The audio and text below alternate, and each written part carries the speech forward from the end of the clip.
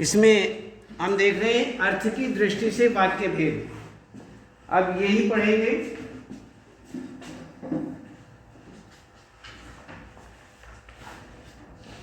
सबसे पहले हम देखते हैं वाक्य से क्या तात्पर्य है, वाक्य किसे कहते हैं, वाक्य क्या है। तो इसमें बताते हैं वाक्य जो हैं भाषा का उद्देश्य है। यहाँ पर क्या उद्देश्य है भाषा का कि संप्रेषण करना, भेजना।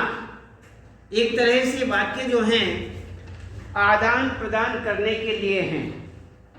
हम कोई भी वर्णों से शब्दों का और शब्दों से वाक्यों का जो निर्माण करते हैं और उन वाक्यों के द्वारा हम अपने विचारों, भावों का आदान प्रदान करते हैं। जो भी हमारे विचार हैं, जो भी हमारे मन में बातें आई हुई हैं, यदि हम वाक्य नहीं रखते हैं, हमारे पास वाक्य नहीं है, यदि हमारे पास वाक्य नहीं है तो हम उनका प्रयोग किस प्रकार से करेंगे, अपने विचारों को दूसरों तक कैसे देंगे और उनके विचारों को अपने आप कैसे लेंगे। न हम दे सकते न ले सकते। इसलिए आदान प्रदान जो अपने विचारों का, अपने भावों का जो आदान प्रदान है वो हम किस प्रकार से पूरा करेंगे। हम किसी भी प्रकार से पूरा नहीं कर सकते।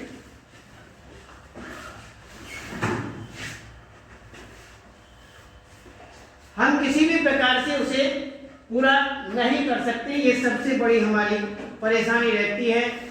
आदान प्रदान करना, अपने वाक्यों को दूसरों तक भेजना, संप्रेषण करना।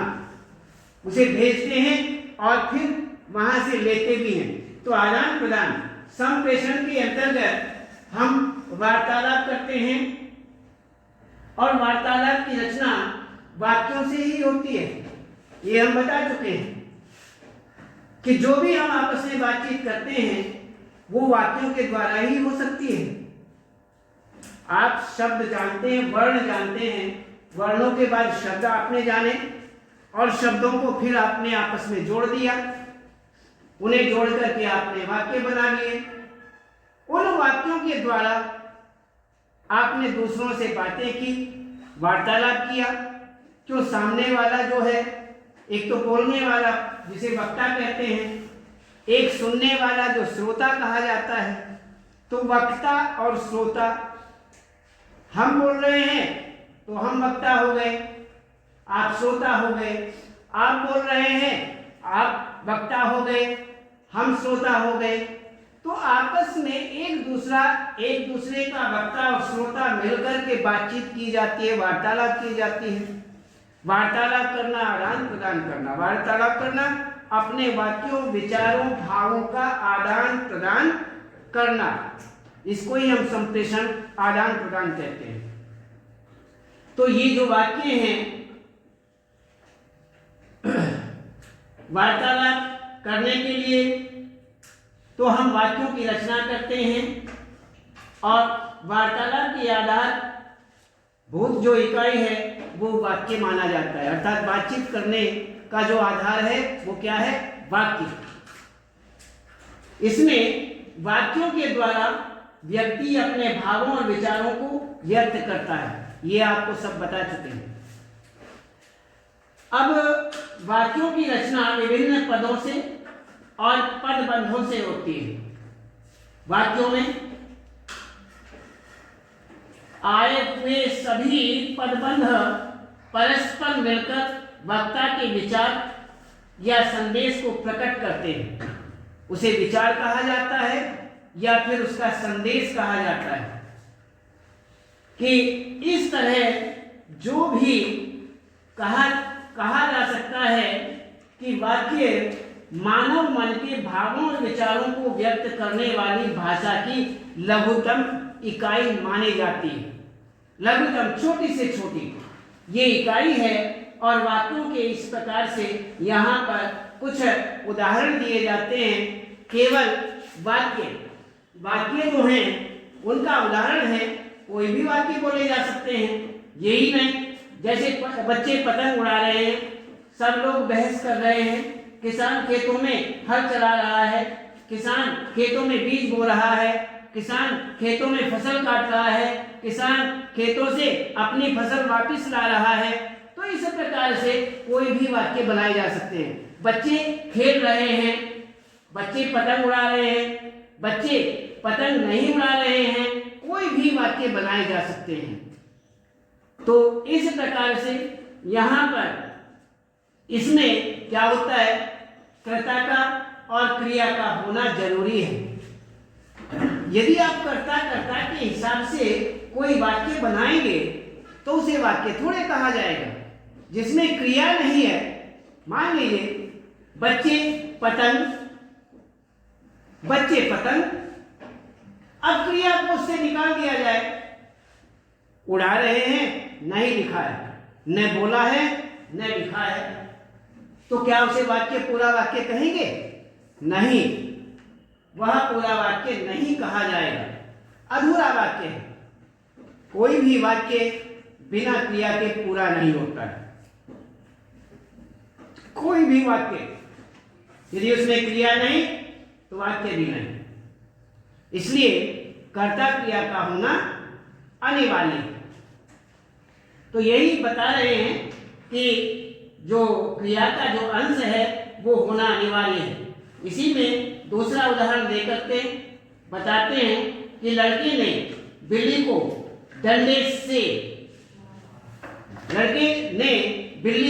डंडे से बस वाक्य रोक दिया गया। क्रिया तो इसमें है ही नहीं। अब जब क्रिया नहीं तो वाक्य भी नहीं, क्रिया आएगी तो वाक्य पूरा होगा। इसलिए कर्ता के साथ में क्रिया का होना जरूरी है और क्रिया के आने से ही वाक्य पूरा कहा जाता है। इसलिए क्रिया का होना अनिवार्य है। जैसे इसमें क्रिया पदबंध नहीं है, क्रिया जब इस वाक्य में क्रिया पदबंध को भी जोड़ दिया जाता है तभी यह वाक्य बनता है। जैसे लड़के ने बिल्ली को डंडे से मारा, क्रिया पदबंध जो है वह इसमें जोड़ दिया जाता है। अतः यहाँ पर बिना क्रिया पदबंध के वाक्य नहीं बनता है, उसको वाक्य नहीं कहा जाता है। इसीलिए यहाँ पर कर्ता को उद्देश्य तथा क्रिया पदबंध को विधेय कहते थे। कहते हैं कि जो कर्ता है उसे तो हम उद्देश्य कहते थे, पहले भी प्राचीन समय से यही चला हुआ आ रहा है कि उसे हम उद्देश्य कहते थे, और जो क्रिया पदबंध है उसे हम विधेय कह करके पुकारते थे। दोनों का होना अनिवार्य है। जहां पर उद्देश्य और विधेय से बने हुए वाक्य होते हैं वही वाक्य कहे जाते हैं। तो इस प्रकार से यहाँ पर हम देखते हैं कि क्रिया पदबंध और विधेय और अन्य कर्ता उद्देश्य। तो उद्देश्य वाक्य का वह भाग माना जाता है जिसके विषय में वाक्य में कुछ कहा जाता है। कोई वाक्य है और उस वाक्य के अंतर्गत किसी के प्रति कहा गया है, उस कर्ता के प्रति कुछ कहा गया है, जिसके प्रति कहा जाता है उसे क्या कहते हैं हम? उद्देश्य। उसे उद्देश्य कहा जाता है। जैसे और इसी के अंतर्गत कर्ता के विस्तारक आते हैं। इसमें विधेय अंश माना जाता है जिसका विधान उद्देश्य के लिए किया जाता है, और विधेय के अंतर्गत क्रिया पदबंध तथा उसके विस्तारक आते हैं। इसमें जो बताया गया है उद्देश्य और विधेय दोनों के विषय में यहाँ पर बताया गया है। इसमें केवल यहाँ तक इसमें इतना ही है कि उद्देश्य जो है इसके अंतर्गत जब आते हैं तो कर्ता जो है ये कर्ता के विस्तारक अर्थात उसके विषय में जो भी कहा जाता है वह विधेय अंश है, और जिसका विधान उद्देश्य के लिए किया जाता है उसे विधेय के अंतर्गत क्रियापदबंध तथा उसके विस्तारक माने जाते हैं। तो इस प्रकार से यहाँ वाक्य की रचना उद्देश्य तथा विधेय के योग से होती है। यदि इसमें उद्देश्य और विधेय का योग बनता है तो ही वाक्य माना जाता है, वाक्य की रचना की जाती है। इसलिए हम आगे उद्देश्य और विधेय के आधार पर ही वाक्यों की रचनाएं करेंगे। और इसमें जो बताया गया है, अब विशेष रूप से यहाँ पर वाक्य किसे कहते हैं, वाक्य की परिभाषा क्या है, इसके विषय में देखिए। उद्देश्य तथा विधेय से जो बनी हुई भाषा है, उस भाषा की वह लघुतम इकाई अर्थात सबसे छोटी इकाई, जिसके माध्यम से वक्ता अपने भावों और अपने विचारों को संप्रेषित करता है, लेना देना करता है। अपनी भाषा के अपने वाक्यों के द्वारा वह अपने भावों को जो वक्ता है दूसरों को देता है, उसे हम वाक्य कहते हैं। वही वाक्य होता है। शुरू से हम यही बात बता रहे हैं, जो आप वर्णों से शब्द और शब्दों से वाक्य जान जाते हैं और वाक्यों के द्वारा अपनी बात दूसरों तक पहुंचाते हैं, वाक्यों के द्वारा ही तो पहुंचाएंगे। अपने भावों को, अपने विचारों को दूसरों तक पहुंचाने को ही वाक्य कहते हैं। किसके द्वारा आपने पहुंचाए? भाषा के द्वारा। लेकिन उस भाषा के अंतर्गत क्या है? वाक्य ही तो बोल करके आपने अपने विचारों को दूसरों को दिए, अपने भावों को दूसरों को दिए। इसलिए वो जो बोल करके आप दूसरों को अपने भाव और विचार दे रहे हैं, उनको ही हम वाक्य कहते हैं। वही वाक्य हैं। वाक्यों के द्वारा ही आपने अपने विचारों और भावों को दूसरों तक पहुंचाए, संप्रेषित किए, अर्थात भेजना। इसी प्रकार से आप दूसरों से लेंगे तो दूसरों का भी यही कथन रहेगा, दूसरों की भी यही प्रक्रिया है। दूसरे भी एक वक्ता बन करके और अपने वाक्यों के द्वारा अपने विचारों को और अपने भावों को श्रोता तक पहुंचाएंगे, दूसरे तक पहुंचाएंगे, और उन्हें भी वाक्य ही कहा जाएगा। तो आदान प्रदान यदि होता है तो वो आदान प्रदान जो है वो वाक्यों के द्वारा ही किया जाता है। इन्हें हम वाक्य कहते हैं। अब देखते हैं वाक्य की प्रमुख विशेषताएं क्या क्या होती हैं। इसमें इस तरह से ये निम्न विशेषताएं हैं। वाक्य विचारों एवं भावों को व्यक्त करने वाली भाषिक इकाई मानी जाती है, भाषा की सबसे छोटी इकाई मानी जाती है। वाक्य की रचना विभिन्न पदों एवं पदबंधों के मेल से होती है। पद होते हैं, पद तो हम आपको पहले बता चुके हैं समास के अंतर्गत। यहाँ समास का तो प्रकरण नहीं चल रहा है, लेकिन पद किसे कहते हैं समास के अंतर्गत बता चुके हैं। आपने वर्ण, वर्णों के बाद शब्द, शब्दों के बाद वाक्य, ये क्रिया जो है, प्रक्रिया जो है, यही क्रम होता है वाक्य तक पहुंचने का। अब जो शब्द, वर्णों के बाद जो शब्द आपने प्रयोग किए और उन शब्दों को वाक्य में प्रयोग किए, समास के अंतर्गत हम इस बात को बता चुके हैं। कोई बच्चा है जो बता सकता है कि पद किसे कहते हैं? और किसी का हाथ ऊपर होगा, बताइए। जो शब्द वाक्य में प्रयोग हो जाएंगे उन्हें पद कहते हैं। जो शब्द वाक्य के अंतर्गत प्रयोग हो जाएंगे। अपनी बात को पूरे वाक्यों में साफ साफ कीजिए। जैसे कि पतंग एक शब्द है, अगर हम खाली पतंग बोलेंगे तो शब्द कहलाएगा। अगर हम बोलेंगे वह पतंग उड़ा रहा है तो शब्द में आने के बाद वो पद बन जाएगा। बैठ जाइए। देखिए सही है, जितने भी शब्द हैं जब उन शब्दों को हम वाक्यों में प्रयोग कर देते हैं, वाक्यों में प्रयोग होने के बाद वो शब्द नहीं कहे जाते, वह पद कहे जाते हैं। वाक्य में जितने भी शब्द होते हैं वो सारे के सारे पद ही कहे जाते हैं, क्योंकि वे सारे के सारे शब्द जो हैं वाक्य में प्रयोग हो चुके हैं, और वाक्य में प्रयोग होते ही वह शब्द नहीं पद बन जाते हैं। ये हम समास के अंतर्गत बता चुके हैं और कई कई बार दोहरा चुके हैं। इसलिए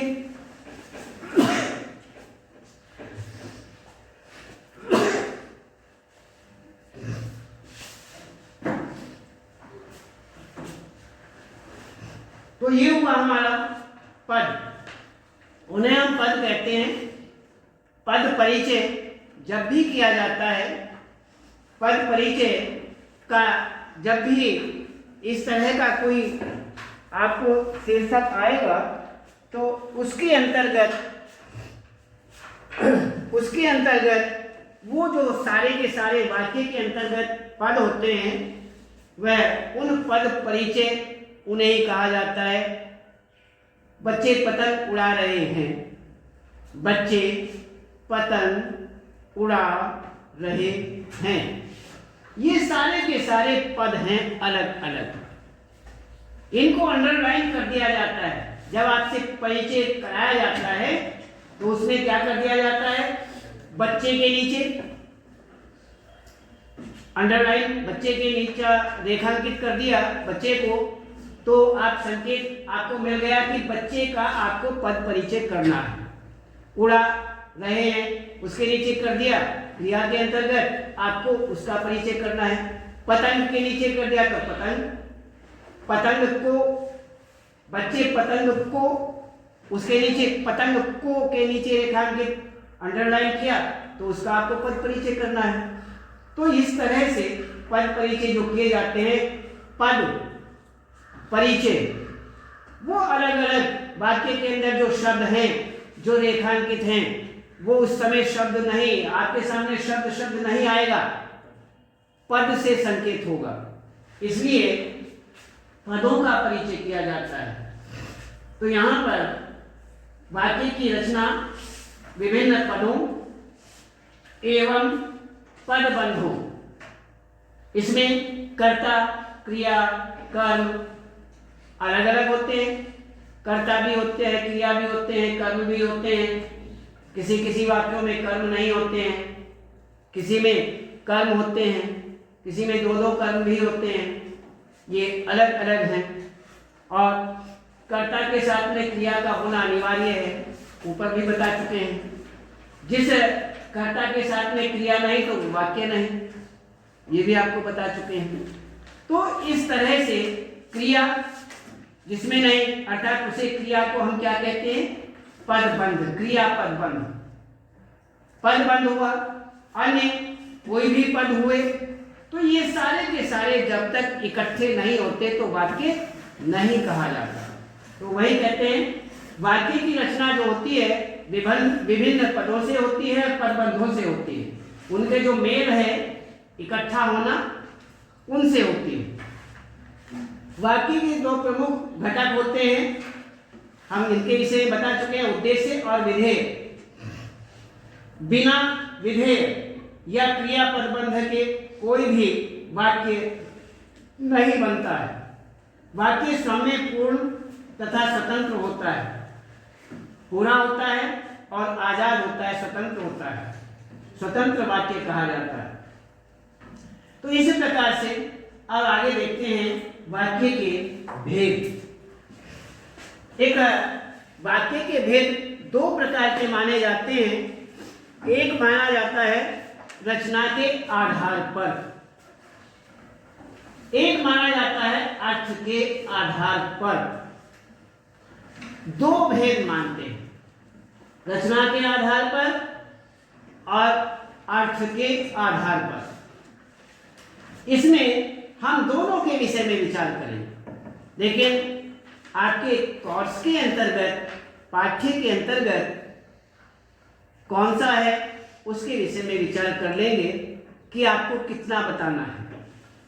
जितना बताना होगा कोर्स के अंतर्गत उतना आपको बताएंगे, और जहां तक आपके कोर्स के आधार पर है सो वहां तक निश्चित रूप से आपको बताएंगे, और बताते बताते जहां तक उसके अंतर्गत है वहीं उसको रोक दिया जाएगा, उतना ही आपको बताएंगे। तो आप देखते हैं अर्थ के आधार पर इसमें वाक्य आपको दो प्रकार बता दिए, रचना के आधार पर और अर्थ के आधार पर। अब रचना के आधार पर वाक्यों के भेद यदि हम करते हैं तो उन वाक्यों की रचना एक क्रियापद बंध से हुई या एक से अधिक क्रियापद बंधों से हुई, ये हमें देखना होगा। वाक्यों के अंतर्गत कभी कभी एक क्रिया होती है और कभी कभी वाक्यों में दो क्रियाएं भी आती हैं। ये आपको थोड़ा सा अटपटा सा लग रहा होगा कि एक वाक्य के अंतर्गत दो दो क्रियाओं का क्या मतलब है। दो दो क्रियाएं तो नहीं होती हैं, लेकिन वाक्य भी उसमें एक नहीं दो ही बनकर के सामने आते हैं। अथवा, या, जैसे, लेकिन, तो, बल्कि, ये सारे के सारे शब्द जो हैं, अव्यय शब्द जो हैं, ये बीच में जोड़ दिए जाते हैं और वाक्य दो बन जाते हैं। तो क्रियाएं भी तो दो ही होंगी। तो इस तरह से हम इस विषय को फिर कल आगे बताएंगे। आज इतना है।